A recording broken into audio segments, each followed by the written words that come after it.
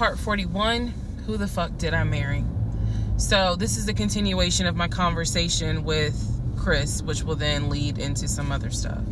So Chris has confirmed that he has not spoken to Legion since 2015. So now we know that the phone calls that Legion was having every morning on the phone with Chris when we were, getting ready to go to work, the phone calls were fake. I demonstrated in the last video how I think how he was doing those phone calls. Because he would relay messages from me to whoever was on the phone. So Chris and I also then talked about their parents. So if you remember in the beginning, I told you from the get-go, this man was, very respectful of law enforcement because his dad was a retired Philadelphia police officer. The mom was a retired teacher. And so he had the utmost respect for law enforcement. That's what he used to always say. Because, again, there's a lot that he lied about. So I'm trying to only highlight the big things because, truthfully, it got to a point where when he would say that as a VP in his company, he had a meeting with the local sheriff. Child, we know that's a lie. So I don't even need to go into detail about that because, again, why? So I told Chris what Legion said about their dad being a retired police officer. And I was explaining how he said the mom was a retired teacher. So Chris listened. Again, very gracious, very nice guy. He listened and he was like, so are you ready for me to tell you what's true and what's not? And at this point, I was already convinced I was going to be drinking heavily that night after this phone call. So I was like, go ahead. All right. So here's what Legion said. Legion said, my dad was a retired police officer with Philadelphia PD. When he retired, he and my mom moved to Augusta. I was there for high school. And they started a church. He took me to that church in Augusta and showed me where the church that they started. The truth. Dad, according to Chris, their dad was nowhere near the church. That man ain't go to church on Easter. He ain't go to church on Christmas. He was like, my dad he ain't stepped foot in the church since the day he got married. That was the last time he went to church. He didn't have nothing to do with church. He said that their father was the furthest thing from a pastor. And he was like, I love my dad, but that man drank, smoked, and he was not a pastor. The mom was not a retired teacher. She did substitute teach at one point, but she was not a retired teacher. The dad was a truck driver. And not only was the dad a truck driver, at one point, he was a correctional officer. And so I said to Chris, I was like, I said I had no idea, of course. I had no idea. So now we know the truth. The dad was never in law enforcement. And I'm not knocking correctional officers. I want to make very clear because I know that sometimes people that work in law enforcement feel like, look, when I'm out there patrolling, that is not the same as being a correction officer, and correction officers may feel the same. So I just want to give the distinction between the two. So the dad at one point was a correction officer. However, his primary career was a truck driver. And so the dad would do long hauls. So Chris is explaining, no, he was like, now that's funny. He said, if you knew our dad, you would understand how funny that is to even insinuate that he was a pastor. And so I told him about the church that we went to. He was like, oh, okay. So he took you to a church in Augusta and told you that was our parents' church. He was like, now, our mom used to go to church, every now and then. But he said, our dad ain't been to church since the day he married mom. So the church that Legion took me to and said that his parents started that church, that was not true. So he just took me on a field trip for nothing, basically. So I told him about the weekend, because I did tell Chris where I worked.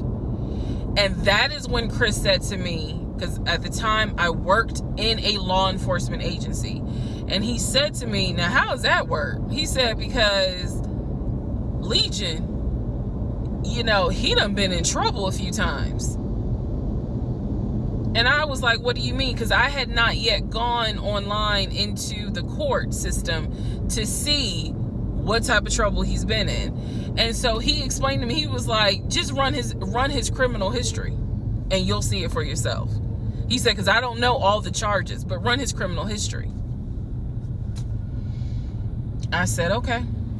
He gave me some homework. I'll run his criminal history. So again, he cleared up a lot of stuff in regards to the family dynamics. He did explain to me that yes, he does have a daughter. He and his ex-wife are divorced. And I said, well, Legion would talk about the niece, meaning Chris's daughter, and would send her stuff for her birthday. And he was like, he said, I'm almost positive my brother never sent anything for my daughter's birthday. And I explained to him, I said, isn't your daughter's name Egypt?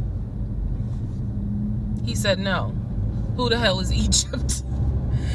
And I said, I was told that was your daughter's name. That's the reason why I'm saying the name on here, because obviously we're about to confirm that's not the daughter. So I said, I was told that's your daughter's name. I said, I went with him to Rack Room Shoes and bought shoes for what I was told was your daughter. And she lived in St. Louis with your ex-wife. He said, no. He said, my daughter and my ex-wife do not live in St. Louis. He said, I don't know who Egypt is. He was like, are you sure it wasn't for a woman? And I said, well, it was kids' shoes. And he was like, no.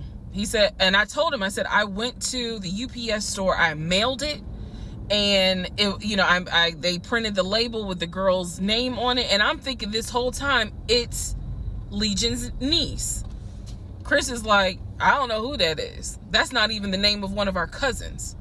So I have no idea, ladies and gentlemen, who my ex-husband was buying girl shoes for and had me sending them, telling me it's for his niece. I have no idea. So Chris is like, yeah, he finally said to me the same thing the ex-wife said, which is pretty much whatever he told you is a lie. And I'm being honest with you guys. It is very hard to comprehend that everything is a lie. Like, there has to be something that's true. I'm like, how was he paying? If he wasn't working at the condiment company, or he got fired from the condiment company, how was he still paying the bills? Keep in mind, we never joined our accounts. He wanted to, but we never did, because he wouldn't show me the offshore, the savings account, which of course never existed. So I'm just trying to figure out, like, I know that I saw his checking account. I know that I saw his savings account, and he had money in there. Something had to be true. Something had to be true. And Chris was like, no. He said, it sounds like everything my brother said, everything that he told you was made up. He said, those phone calls were definitely made up. He said, I don't know who Egypt is. That's not any family member of ours. I don't know who Shantae is. We don't have a sister. He said, we don't have half brothers. He was like, I'm telling you who the family members are. He said, I am so sorry that my brother put you through this. So now let's go into the next part. Part 42. Who the fuck did I marry? So I finished going through the book bag. Still July of 2021. I finished going through the book bag. There were some other folders with papers in there. He had left the work phone.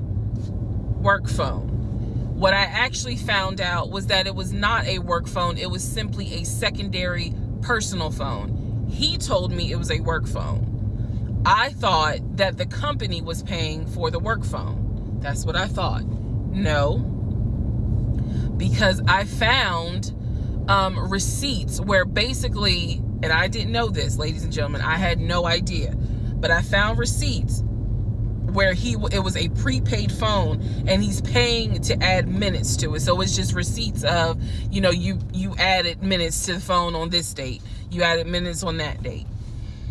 So the work phone whole thing, that was a bold-faced lie. Obviously it was a lie, because as we now know, he was a forklift loader. So the work phone that he's been walking around with was really just a secondary phone. He had left the phone. He took his personal phone, meaning the main phone, I should say, but the work phone he left. So I'm going through the work phone, just trying to find some sort of answer.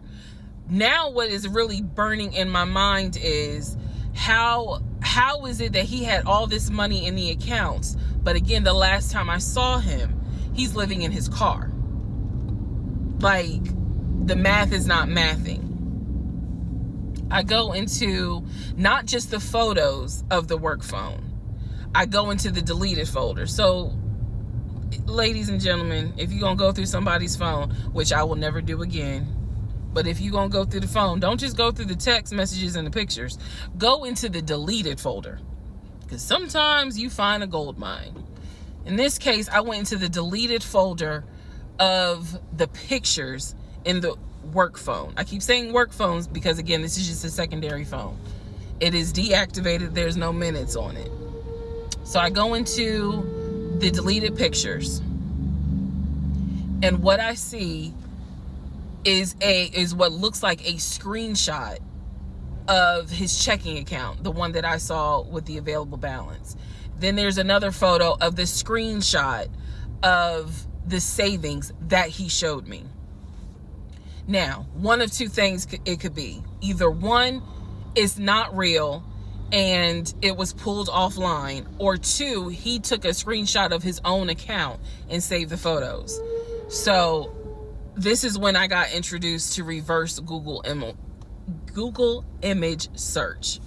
I did a reverse Google image search.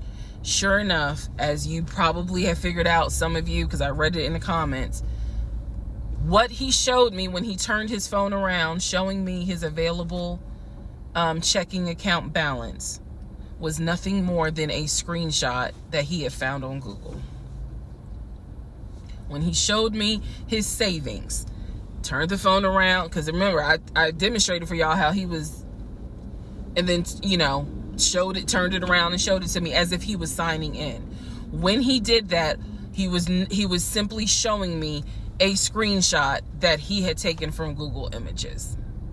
Because when I did a reverse Google image search with those two photos, the checking and the savings, it came right up. It was nothing more than just Google Images. In my phone, I didn't even need this, because again, I already knew that he was not a VP regional manager, but still, for shits and giggles, I did a reverse image search of the charcoal BMW. Remember, I told y'all he had sent me pictures of the company car. Nothing more than a screenshot he had taken off of Google Images. The house that he showed me that he had in San Diego, Google Images. So, what we can now confirm is anything he showed me when he's turning his phone around is nothing more than an image from Google Images at this point. The checking account, the savings account, Google Images. The house, Google Images. The company car, that charcoal gray BMW 5 Series, Google Images. So at this point, I realized, okay, nothing is real. And I wasn't so much in a rage, to be honest with you. I wasn't in a rage then and there, as much as it was, I really truly had a moment where I said to myself, oh my God, what the fuck have I let in my life? Like, this is not even human at this point. That's really how I felt. Like, again, as someone who, I studied psychology, but I didn't graduate with a psychology degree. However, I have never dealt with a pathological liar. I have studied about them, but I have never come into contact with a pathological liar. Because to a compulsive liar, if you ask them, man, why did you lie to me? They probably are going to have a reason. Pathological liars don't have a reason. Like, there's no limit to the lie. So I have now confirmed that at least 70% of everything that I thought I knew is now absolutely not true. Absolutely not true. So in between all of this, I get a phone call from the aunt in Augusta. The aunt in Augusta, who Chris has confirmed is the mother's best friend. She is not their mother's sister or dad's sister. She's the best friend of the deceased mom. She calls me, and this is the one I have met. This is the one that Chris was like, I don't trust that hoe, anyway. So she called because she wanted to know what happened. She wasn't trying to be nosy or messy or anything like that. She's just trying to find out what happened because apparently Legion is trying to come stay with her. So she asked me, sweet lady, but she said, what happened with you guys? And I told her we're getting a divorce. I said, because he lied to me a lot. He lied to me a lot. And so what breaks my heart about the conversation with her is that she said, so whatever happened to the baby? Mind you, we went to Augusta, told her I was pregnant. I thought he told her that I had a miscarriage. He didn't. He never told this woman I had a miscarriage. So she informs me, this is what she tells me. So now we're confirming something else. She tells me that on at least 5 times while I'm at work, Legion was driving to Augusta and telling her that he was going to visit the church of where the parents allegedly the church that the parents started. And I was like, what do you mean he went to Augusta? She said, I've seen him like 4 or 5 times. He's come down here, and each time I've asked him to bring the baby. And I said, what baby? And she said, the baby that y'all had. He told me that y'all had a baby boy. And I said, no, ma'am. I said I had a miscarriage in June of 2020. And she said, oh my God. Oh, she was doing that whole thing. She said this whole time he told me that y'all had a son in January. And I have been asking him for pictures. I have been asking him to bring both of you down here so I could meet him. And he always had an excuse as to why he wouldn't bring the baby. And the last time he was in Augusta, he said that he was leaving you and he was taking the baby with him and that you were at work. I am not making this up. That is what that woman told me. And I just was like, no, ma'am. None of that is true. There is no baby. I said I had no idea he was going to Augusta. Next part. Part 43, who the fuck did I marry?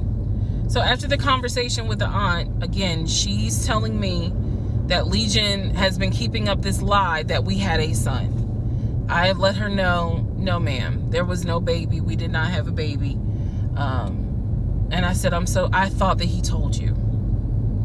And she said, he's told a few people that you all had a baby. And she said, because I know some people were trying to send a gift to celebrate the birth. I didn't know anything about that. Didn't know anything about that.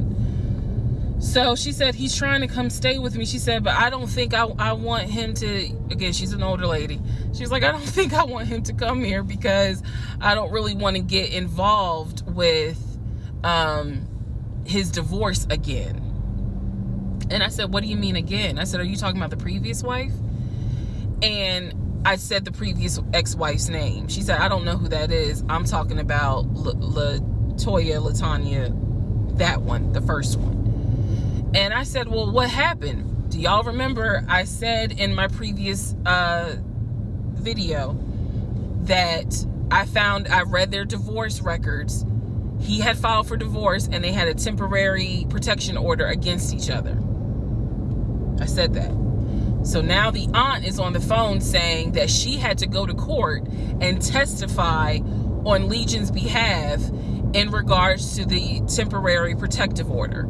And I was like, well, what happened? She said they got into a fight with each other. And she slapped him. And I said, well, do you know why they got into a fight? And she said, yeah, apparently he had lied to the wife and it was something major and they got into a physical fight. And she said that woman almost beat his behind. And so he asked the court for a temporary protective order. So now I'm just getting the backstory on how that TPO was even came into play. So I told her, I said, you know, Miss Christy, we'll call her. I said, you don't have to worry about that. I said, we're not, he's already signed the paperwork. We're not fighting. I don't have it in me. I don't. So I said, I'm not going to tell you not to have certain people in your home, but I am going to tell you that I'm just barely kind of discovering exactly what the lies are in regards to Legion. So if you feel comfortable having him in your home, then do it. I said, but I am going forward with this divorce, and once the divorce is final, I will have nothing to do with him.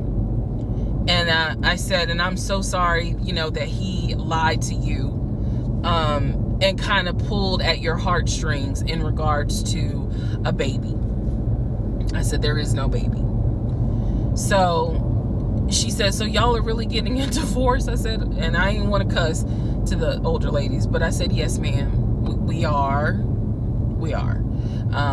And so we get off the phone. Also during this time, Legion would call me every now and then. Legion had no idea. I've spoken to his ex-wife. I've spoken to his brother. I've spoken to his female cousin. He had no idea. I have now, if we want to go through real quick and talk about what we can confirm. We can confirm that there is no sister. We already knew there was no baby. There was no VP job. Again, he was a temp, and apparently he was making decent money. So what I believe, and this is just what I think off of putting pieces together, I think that he made enough money to pay the household bills, because it wasn't as if the household bills were so expensive. He made enough money to live on his own. But instead of him living on his own, he's living with me.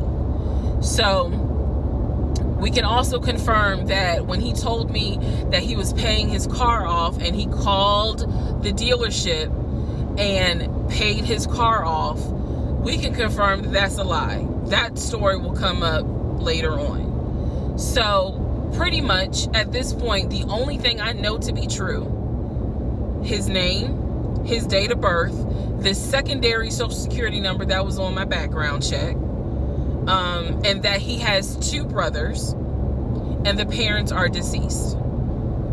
At this point in time of July 2021, that's all that I was able to confirm that to be true. So later on, Legion calls me. He calls me because he wants some money. He just needs a little bit of money to hold him over till payday. And so we're on the phone. The call, again, I was recording all my calls at the time. We're on the phone, and I finally kind of confronted him, number one, about having a twin. That's when he tells me, you know, I don't know why I lied, but I don't really talk about him. Number two, I asked him why did he get fired from the condiment company. His story is that he got fired because he had helped a truck driver and he was not supposed to. I know it's a lie. Y'all don't even have to tell me. I know it's a lie. Number three, I asked him, why did you tell your aunt that we had a baby? He claims he never told her that, and that she's old and she didn't know what she was talking about. So then I asked him if he was ever in trouble where he's been arrested. And he said, yeah, I've been arrested as a juvenile, but my father had my record expunged. I said, were you ever arrested as an adult? He said, nah, I ain't never been arrested as an adult. I said, so you never went to weekend jail? He said, no, I don't even know what that is.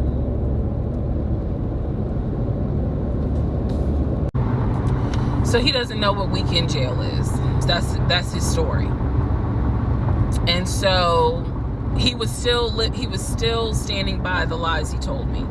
So finally, I just asked him, and this is where let me just say it. I asked him, why the hell did you even marry me? Like, why?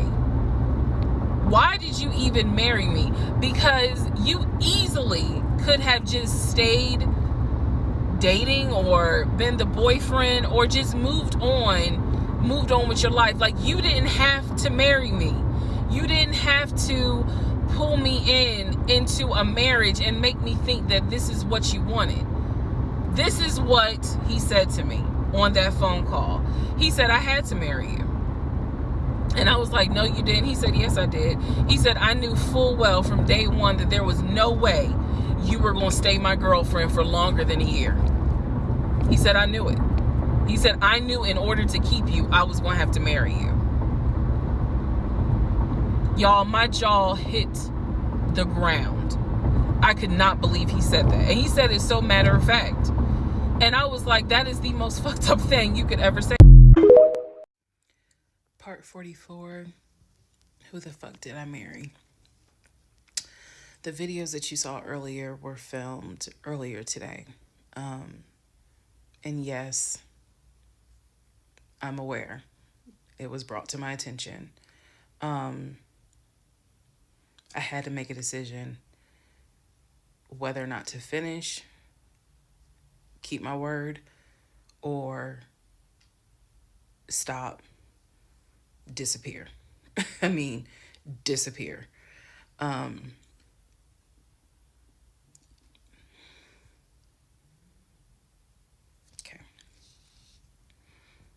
Let's finish. So, first of all, let me say this. It is not easy telling this story. It's entertaining. I know it's gone viral. But it is not easy telling this story. I made a decision to tell this story. I made a decision to share my story, what I went through, in hopes that it helps just one person. But I would be remiss if I didn't tell you all, it is not easy telling this story, to relive it, to face certain things out loud that I had to face internally. Just want to say that. So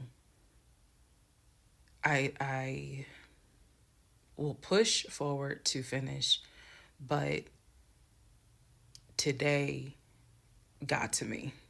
The toll of this got to me today. So I know that you all are like, we're waiting on the next part. We're waiting on the next part. I appreciate that. And I get it, because if I was in those shoes, I would be waiting too and be like, where is it? So I understand that. But the toll was real today. All right. So with that being said, we are still in July of 2021. I talked to the brother, Chris. I talked to the aunt. I talked to all these people. And now was the time where I had saw the receipts for the weekend jail type thing. So I went ahead and did a search for his criminal history. I ran his criminal history. I did that on my own at home with my money. So this was not, I think someone had asked if I did anything with my job. No, I did not. I know better. So I ran a criminal history, or I paid for a criminal background report. For him to say that he appreciates law enforcement so much, it was obviously a lie, because the criminal history showed that he had been arrested for criminal trespassing. He had been arrested for like suspended license, suspended registration. But the big thing was impersonating an officer. If you don't know anything about impersonating an officer, it is a felony. Period, point blank. As sure as Peachtree runs from Bankhead to Buckhead, it is a felony. So, seeing that, seeing what court it was in, I did another open records request for the incident report. I wanted to know exactly what the circumstances were, especially given the fact that I worked in law enforcement at the time.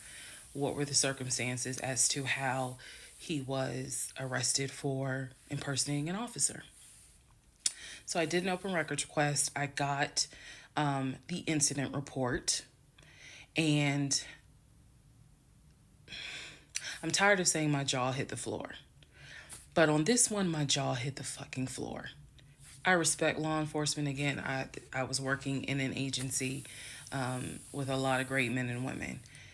Basically, what the incident report, and I'm paraphrasing it because I don't have it sitting in front of me. Basically, what the incident report shows is that he pretended to be an officer using a badge. I later found out it was the badge that his dad had as a former correction officer. Same last name. So he was pretending to be a police officer at an apartment complex on the south side of Atlanta, and proceeded to tell people that he was an investigator and he was looking for drugs.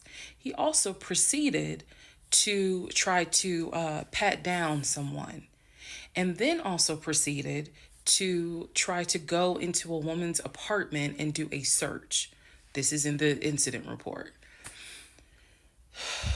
So naturally, the woman who he was trying to get into her apartment to do a search happened to either work with or worked at a local police department. So she just simply called her coworkers or called her homeboys or whatever. And so he was subsequently arrested and subsequently was charged and found guilty.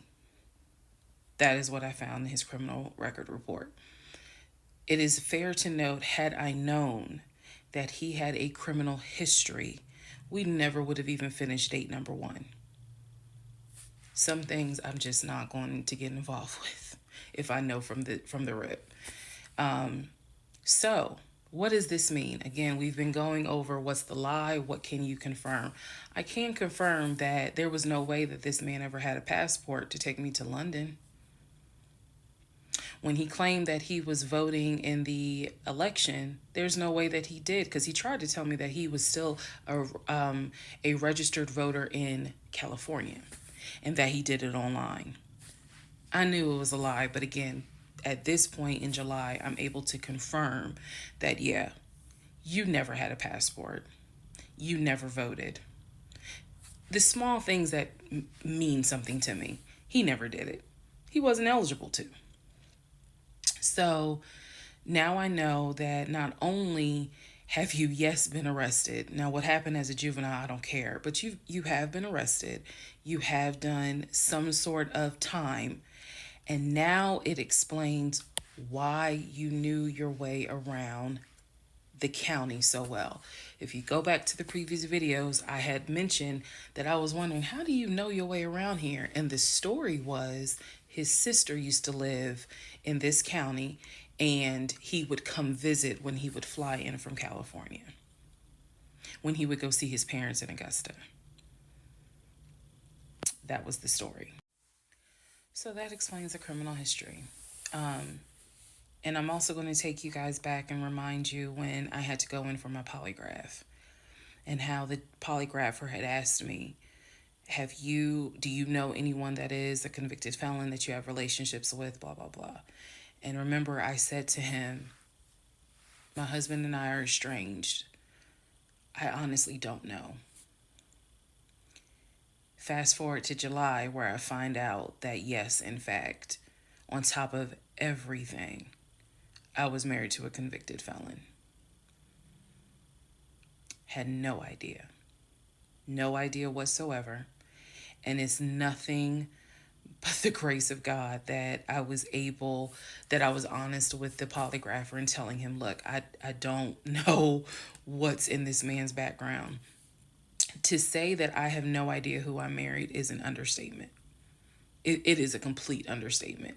It's fair to say, well, you only knew him for like 2.5 weeks before you quarantined with him. That's fair. And I can understand that, and I take responsibility for that. But in the big scheme of things, I had no idea the creature that I was sleeping next to every night. No idea. All right, part 45, who the fuck did I marry? So we are now end of July, August time frame. During this time,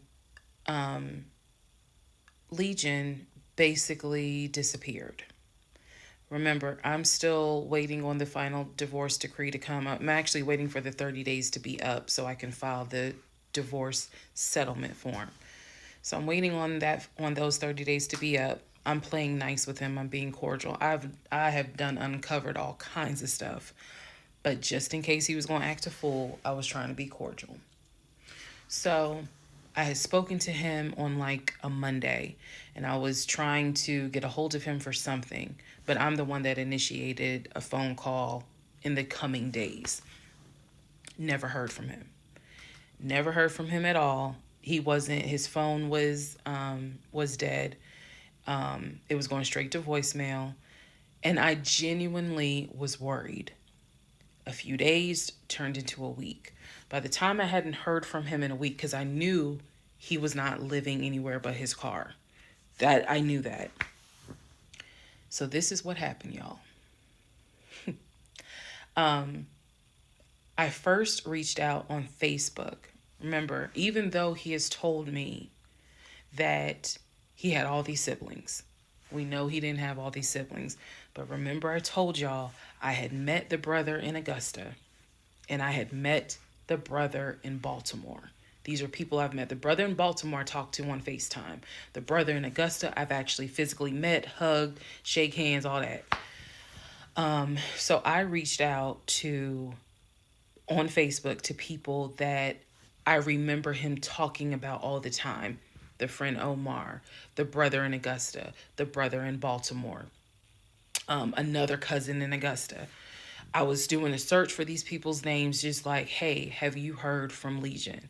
The brother in Augusta told me, no, I haven't heard from him. I've been trying to reach him, but the phone's going straight to voicemail. I knew he was living in his car. So my brain was doing everything it could not to go on the deep end. I reached out on Facebook to the brother in Baltimore. And I said, hey, gave him my name. And I said, have you heard from Legion? Now, mind you, the brother in Baltimore and him have talked on speakerphone. I guess it's important that I make that distinction. They have talked on speakerphone. So I know that they have talked at least in 2020. So I said to him, again, according to Legion, they talk all the time. But I have heard them on the phone in 2020. So I said, have you talked to him? The brother from Baltimore informs me, no, I ain't talked to him. He owes me money. So I ain't got nothing to say to him.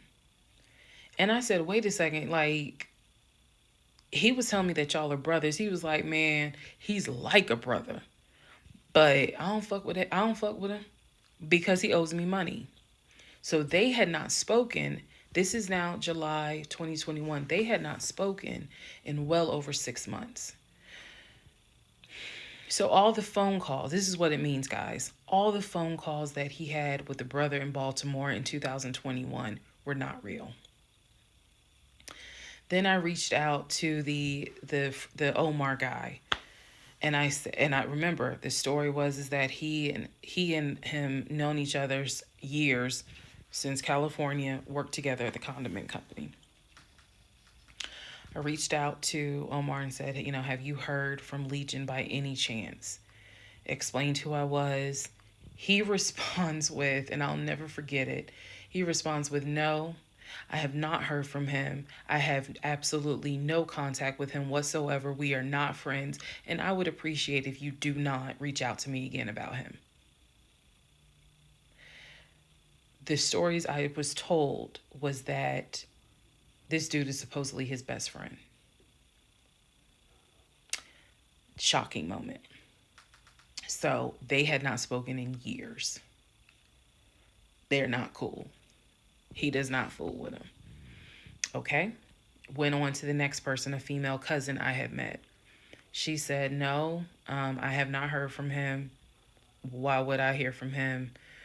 We don't really talk. Like, I think she was genuinely weirded out by the fact that I'm reaching out to her out of the blue asking, hey, by any chance, have you talked to my soon-to-be ex-husband?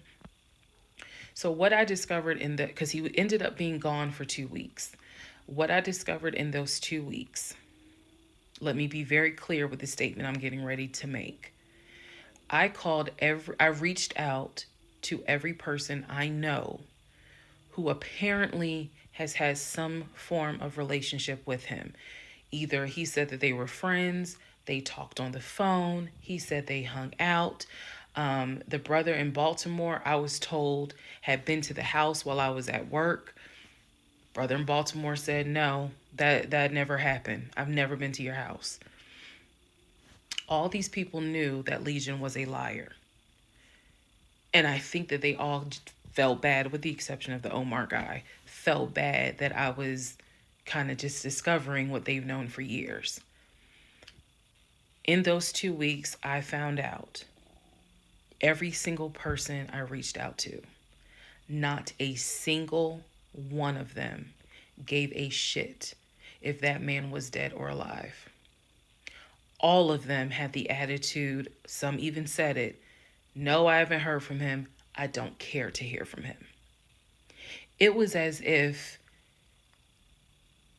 for me, it was such a sad moment because I discovered this man has no friends. Fuck whatever he has said. I am now able to prove it. He has no friends. There is nobody who is concerned that they have not heard or seen him in over 2 weeks. Some people months. One guy years. None of them were concerned. So basically what I'm saying is that I discovered he had burned bridges with everyone. Burned bridges with family, burned bridges with so-called friends, burned bridges with fake brothers, fake sisters, fake aunties, uncles, everything. He had burned bridges with everyone. And for me, that was more telling than anything else. Yes, I knew he was a liar. Yes, I knew he had made stuff up. I was genuinely surprised to discover nobody gave a shit about this man. No one. I had never met every single family member, but the fact that he was living in his car, the fact that he wasn't bathing and was just had disappeared was shocking to me. So, where was he for those 2 weeks? Glad you asked. He had checked himself into a behavioral hospital in Augusta. Why? Not to get help. No. This is July in Georgia. It's hot as hell. It's sweaty. It's damp. It's humid. It's everything. He checked himself into a hospital so he could stop sleeping in his car for 2 weeks. When he checked himself in, they took his phone, and that's why no one was able to get a hold of him. And by no one, I mean me. He checked himself into a hospital so that he could have a bed for a couple of weeks.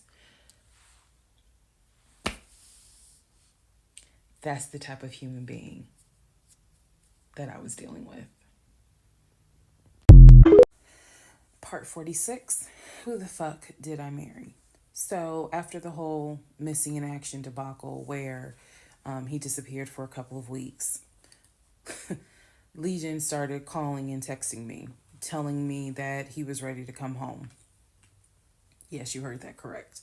So apparently someone had told him that legally he did not have to leave the house when I kicked him out, because it was a marital home and he had just as much right to be there as I did. So he started harassing and calling the shit out of me. He was calling, 30 times in 1 hour. He was Facebook Messenger calling me. Let me be clear. Facebook Messenger calling me. He was calling me so much. He was messaging me saying, I'm coming home. I'm going to get some money and drive up from Augusta. You have to let me in the house. It's not fair what you're doing. All this other bullshit. It was non-stop. He would start calling at 7 o'clock in the morning. He would not stop calling until 10 o'clock at night. He was calling so much, leaving messages, like I said, just straight up harassing me. So I reached out to attorney friends. I reached out to local law enforcement. Local law enforcement informed me, well, technically he's right, because he is still legally your husband. Our divorce had not been finalized at this point. The paperwork had been sent in. I was just waiting on the judge to give me her signature, but it hadn't happened yet. So the local law enforcement did tell me if he comes back, our officers would have to let him in the house. You don't have to stay there. They gave me different options. I was trying everything in the book, because he is saying, I'm coming back to the house. I told him, do not come. You are not welcome. I'm not letting you in the house. Again, the locks had been changed. The code had been changed. So I told him, if you come to this house, step foot on this property, I'm calling the police and getting you arrested for trespassing. You should know about that. He was adamant. He was adamant that he was allowed back in the home. He didn't know the conversations I had with local law enforcement, but somebody was in his ear telling him, nah, you can go home because she's not allowed to kick you out. Okay. So I didn't know when he was scheduled to come, because he was trying to get the money for the gas to get back to Clayton County. I tried everything I could. Basically, what my options were simple. Let him in the home, and I can stay in the home, put him in a room, just have no dealings with him. But again, I don't want to be under the same roof with him. This is what the local police told me. I could have an officer go room to room and let his body cam film the room to see the condition of the house. And if Legion showed up, I would leave the house. I can go to a family member's home and stay there. This is literally in August, right before my lease is up. So I was already moving. I had already secured another home, did exactly what I said I was going to do, moving to Cobb County. So I just needed a couple of weeks before I vacate the home. So the other option was, again, have the officer film the home with the body camera. That way it shows what the condition of the home is at the time that he moved in. So if anything gets messed up, I can sue him. What am I going to sue him for? But nevertheless, or the third option is I can stay there with him, make life miserable. So my plan was the option of have them film the home. I was not staying in the same house with him. I didn't care. Also, there was no guarantee, and I told the officer this, look, if y'all allow him to stay in this house, I am telling you by tomorrow morning, every utility in this house will be off. He will have no running water. He will have no air condition. This place will feel like a sauna. Officer kind of chuckled and was like, again, ma'am, I mean, this is one of those domestic situations. He is allowed in the home. Okay. So again, I had no idea when he was coming. I was on pins and needles every day. I'm seeing the phone ring, like I said, about 30 times every hour. I'm seeing the messages. I'm seeing this. I had reached out to a police captain. I had reached out to the chief of police. I was trying to get all kinds of help. Like, it ain't what you know, it's who you know. So he eventually tells me I'm going to be there on Wednesday. This is just an example. I'm going to be there on Wednesday. I had been calling a a police captain who was really gracious, really kind, and was trying to help me because I was like, bro, I just need 2 weeks and I'm out of this house. And we already knew he legally could not go to the new house. I was trying to see if I could move in early to the new place. The landlord was like, I really can't let you. So I felt like I was running out of options. He's saying he's coming. He's saying he's coming. He's adamant he's coming. I guess somebody felt sorry and gave him some gas money so he could drive from Augusta up to Clayton County. So the day before all this goes down, the police captain called me and he informs me that they ran his name through GCIC, which is a database that law enforcement agencies use. Turns out, he has a warrant for his arrest. So the police captain says this changes everything. If he shows up to the house, don't do anything, call us. I will have officers to your home and they will simply arrest him. So, I know that this is a short part, but I'm going to dedicate the next part to what happened when he showed up to my house. All right, part 48. Who the fuck did I marry? So, after I finished breaking down, wiped my tears, and his car is still in the driveway. I couldn't park in the driveway. So I called the car company. I had called the car company once before when he went missing for those 2 weeks to ask them if they maybe had a tracker on the car and could track it. And the nice gentleman informed me that the tracker had not been giving a signal off for about 5 months. So he wouldn't really give me details on the car, but obviously the car had not, the car payment was not being made on that car. It had not been made on that car for quite some time. So he and I split in June, but apparently the car payment wasn't made long before June. Can't speak to that, but he still had the car. So, called the car company. I told them, I understand that y'all are looking for this Ford Taurus. And the lady said, yes, or you can make a payment. I said, no, y'all can come get it. Here's the address. When do y'all want to get it? And she said, well, I can have a driver come get it tomorrow morning. I said, no problem. That car will be ready for you to get it tomorrow morning. And so the car was repossessed out of my driveway the next morning, Saturday. The driver was there about 7 o'clock in the morning.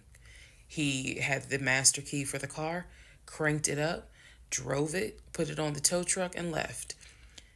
Here's what that now means.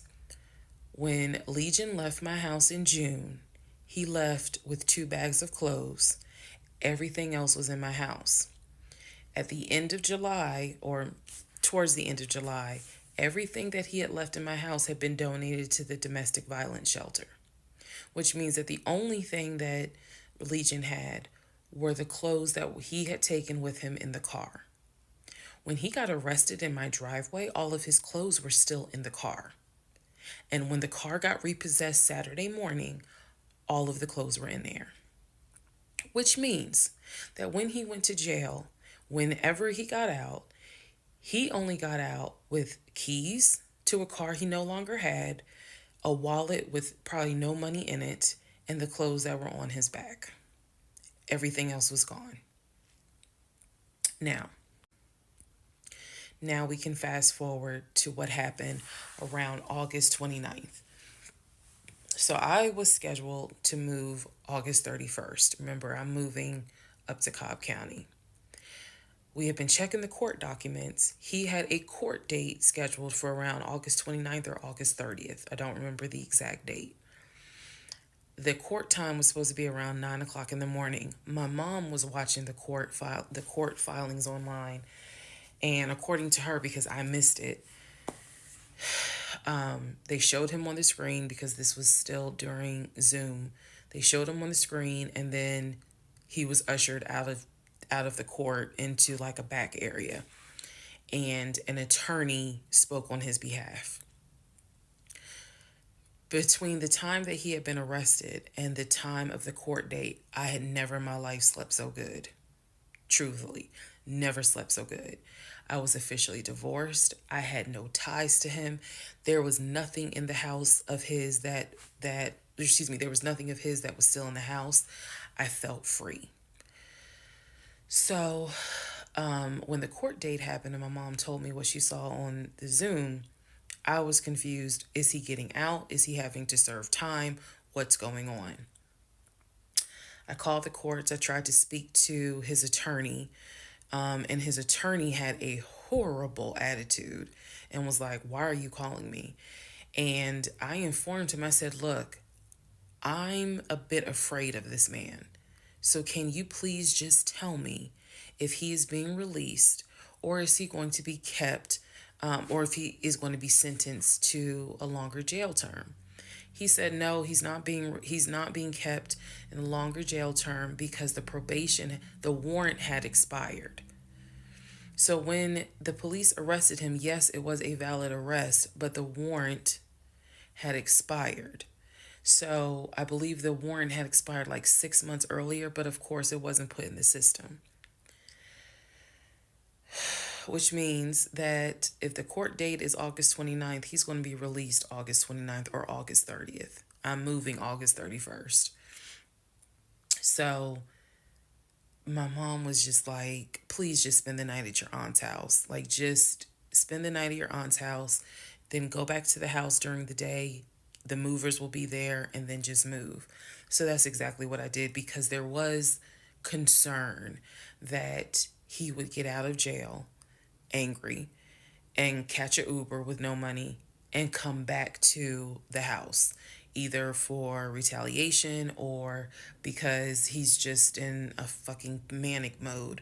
And so that's where he went. I really didn't want to take any chances. It's just that simple. I did not want to take any chances. I knew that at that point, legally, the law's on my side. Y'all are divorced. You have no reason to be at this home. I knew that that's what the police would say. But I wasn't 100% sure, because truthfully speaking, I did not know this man. We can make all the jokes we want. I did not know this man. I thought I knew him, but you never really know a pathological liar. So, needless to say, he got released August 30th. I went to my aunt's house for the night. August 31st, I went back to the house. The movers were there. They packed me up, and we got out of there so quick. I think they packed me up in about 2 hours. I honestly told them, there is extra money in this if you guys can get me packed up, meaning loaded up onto the truck, because everything was packed. But I explained to them, this is a domestic situation. I need you guys to move quickly. When I moved out of that house on August 31st, anything that Legion touched, I got rid of. I sold the furniture. I sold dining room tables. I donated plates, glasses. When I tell you, I moved out and I started over. I completely purged my life. Completely started over. I mean, I was not willing to take a single item into my new home that reminded me of him. From the dishes in the kitchen to the towels in the linen closet. When I tell you Amazon and Ross were my best friends, I mean they were my best friends, because I could not fathom moving into a new home, a new space, with anything that reminded me of him. I sold the bed. got a new bed. If he had bought me clothes, I got rid of them. If he bought me shoes and purses, okay, I kind of kept the heels. But everything else I got rid of. So I completely purged my life. Completely. Started over from the bottom in terms of just the move. I could not take any piece of him with me. Could not. Part 49, who the fuck did I marry? So after the whole, I moved and I started over, basically, completely started over. So there was a period of time where different people had reached out to me, people who knew him. Apparently, he was still trying to find a couch to sleep on. And so one guy in particular had reached out to me because I guess Legion had asked him if he could come and stay with him and his family, because he was homeless and had nowhere to go. And so he had lied and told the guy, because again, he's a liar. So he had lied and told the guy that, I had kicked him out. We're divorced. I had taken all his money. And so that's why he's homeless. So the gentleman simply was reaching out to me on Facebook to confirm what is actually true. And he and I talked, because he ended up calling me. He and I talked for a while. Very respectful, really nice guy, very compassionate. And so I told him, I was like, I said, we are divorced. So I have nothing to do with him. I said, I wouldn't bring him in my house with my family if I were you. But that's just me. And so the guy was like, lady, he didn't say lady, but he was like, lady, you dodged a bullet. He was like, I know you may not see it now, my sister, but you dodged a bullet. You dodged a bullet big time. And so, just in talking to him, he was very encouraging. Like, it sounds like you got a good head on your shoulders. It sounds like you a good woman. And no, he was not flirting at all. He was like, it sounds like you a good woman. And I really hope this does not mess you up. Like, don't let him mess you up. Don't let him, diminish your shine kind of thing. And I appreciate that. I did. Because at that time, again, had moved into my new place. 2021 was the worst year I ever had. I'm not saying that so that 2024 can be like, hold my beer. But 2021 was a dark year. Started out married, end of the year divorced, end of the year with COVID and divorced. And that period of time, that August, September time, I felt like I was just walking around like a numb woman. I didn't know if I was coming or going. I didn't know what to do, because I felt like I had just been through hell. And it was a period of time where I had to sit down and I had to really, really deal with some stuff that I just simply was not ready to deal with. Things that I had to come to grips with that I really wasn't ready to come to grips with. So fast forward all this time, get to December of 2021. Yes, this is where the story does end. Get to December of 2021. I am out sick with COVID. I'm not at work. I get a phone call from my coworker telling me that Legion has called our job looking for me and was trying to get information on how to reach me. Yes, I had already changed my number. Again, I had already moved, but he knew where I worked. So apparently he had called trying to find me, and the person that answered the phone was like, we're not going to give you that information. So he said, well, can you ask her to give me a call? I'm just trying to get a hold of her so I can get my stuff. The stuff he's talking about are those tote bags from July. So he was calling. And it was a problem. He was trying to reach out to me on Facebook. He was trying to reach out to family members on Facebook, trying to get me to call him so that he could make arrangements to come get his stuff. The devil is a lie. So my friend Tracy, who came to my rescue again, my friend Tracy was like, okay, here's what you're going to do. She said, you're going to send him a message and you are going to say these exact words. I sent him a text message, she said, and she told me, you're going to send a text message because it's going to be time stamped.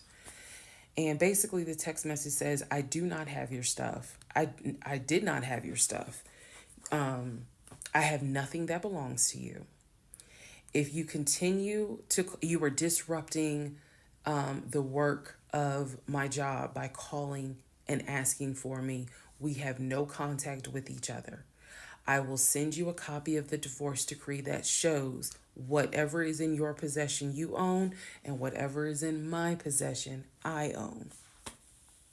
If you contact me directly or indirectly ever again, I will get a restraining order on you.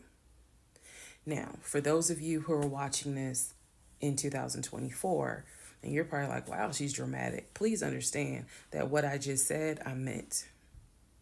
I mean that. If you ever try to contact me directly or indirectly, I will get a restraining order. I have it in writing. I've always had it in writing. And if I need to rewrite it again in 2024, I will, because the boundaries still stand. And that, ladies and gentlemen, is the last time I had any contact whatsoever with my pathologically lying ex-husband. Part 50, who the fuck did I marry? So, the aftermath. There are some realizations I had to come to after the divorce and everything had passed. One, Legion never loved me. He never loved me. He doesn't love himself, so I know he didn't love me. Number two, he didn't even like me. He watched me get excited about things that he knew I was not going to get. And not even just the possession stuff. Like, of course, we know I was excited to be the woman whose husband is like, I'm taking my wife to London. I was excited to be the woman whose husband was like, yeah, I bought my wife a brand new BMW X5. You have to understand, as all the jokes that we make about the BMW, it was the time and effort that he spent in taking me to dealerships and being sure to put me in the car and test drive the car and, you know, oh, I can see you in this. I like this for you. It seems safe. It was the effort to really make me believe that he was going to get this just for him to fuck with me. The effort in taking me to all these homes, to see my face light up as a woman who grew up on welfare, to be able to walk into these 4 and 5 bedroom homes, knowing that he didn't have any money to buy it. Imagine if he had just been honest and said, hey, I like in my free time to go to open houses and just see how the other people live. Imagine if he had just said that versus wasting not only my time, but the wasting the time of the realtors who did nothing wrong. There's a level of cruelty to my ex-husband that I had never experienced before. And God knows, I pray I never experience it again. That's the word that comes to mind when I think of him. He is cruel. And it wasn't just me, he did it to the ex-wife. So, do I trust? No. I trust the people who were in my life before him. If we were friends or if we were in a relationship or whatever and I knew you before him, I trust you explicitly. But if you're somebody I just met, I don't trust you. I don't. There's no point in me getting on here and saying and making it seem like, oh, I'm so strong, I'm so brave. I struggle big time. Because on one hand, I want to like someone. On the other hand, I'm immediately thinking, what if it's a repeat? And I'm going to be honest with y'all, I can't go through that again. I can't. Every single thing in our relationship was a lie. It took me a while to realize every single day this man lied to me. Every single day he lied to me. Every conversation he had was a lie. I will never know how much he lied to me. I'll never know. I've made my peace with it. I will never know how deep it really truly goes. I only know what I experienced, and I only know what God allowed me to see. But I'm willing to bet that there's a lot I still don't know. When people say, oh, you dodged a bullet, like you just, and I've read a lot of the comments on this, and people have sent me a lot of the comments.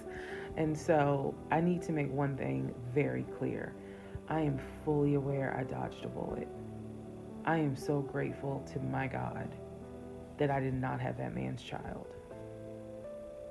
I'm sorry if that offends some of you, but it's the truth. I'm grateful that we didn't buy a house and that I'm not financially tied to him in any way, shape, or form. But I am also grateful for the fact that there are things about my ex-husband that I discovered in terms of how he is when it comes to other women. And I'm grateful that God has kept me and protected me. That's all I'm gonna say. So when I started out making this series and I made the decision to tell my story, my motive was I just want to help one person. If there is a woman out there who's like, God, I want to be married and I met this guy and something don't seem right, but maybe it's not that bad. My advice is, honey, just go ahead and do your research, because I can honestly tell you, being single sucks, okay? In my opinion, sometimes it sucks, but being married to the wrong person is a type of hell no one should have to go through. You should not have to be married to someone that does not like you. You should not have to be married to someone that doesn't even love you. And I know what that is like. I know what it's like to be told, hey, babe, I love you. And yet, I swear, I think that man sat back in the recliner with his WWE Championship Roman Reigns belt and laughed his ass off at me every day. Like, damn, she really believed that. Ha, ha, ha, ha, ha. I do. I really do think that. My radar was broken because I am an intelligent woman, and I know that I know better. And I still sometimes ask myself, how the fuck did you let this happen? How did you let this be your story?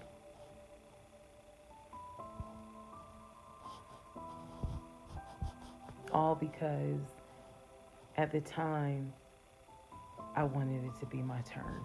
And I hoped it was my turn. And when people say, well, what do you mean by that? I just meant, we all see it, whether it's social media or real life, we all see where the woman she done been through some stuff, but she finally met someone who appreciates, loves, and respects her. And it is a beautiful thing. I had hoped that when I met him, it was my turn for that. And instead of being obedient, I wanted to be right, and I wanted to do what I wanted to do. And the cost of that decision was heavy. The toll of reliving this whole scenario was heavy. It was. I'm almost surprised at how hard it was to actually finish this playlist. Not because I couldn't remember stuff. I probably remember way more details than what I actually put out. But it's just the fact that it's like I'm reminding myself, how did you let this happen? So, therapy is real. Therapy helps. Stella Rosa Black helps too. And yes, I will one day get to London. I will get my dark blue BMW X5 with a cognac interior. I believe I will get those things. Just got to get them a different route. So, thank you all for being on the playlist of Who the Fuck Did I Marry? I promise I will go live, and I will let you all know when I go live so that we can have a wine night full of question and answers.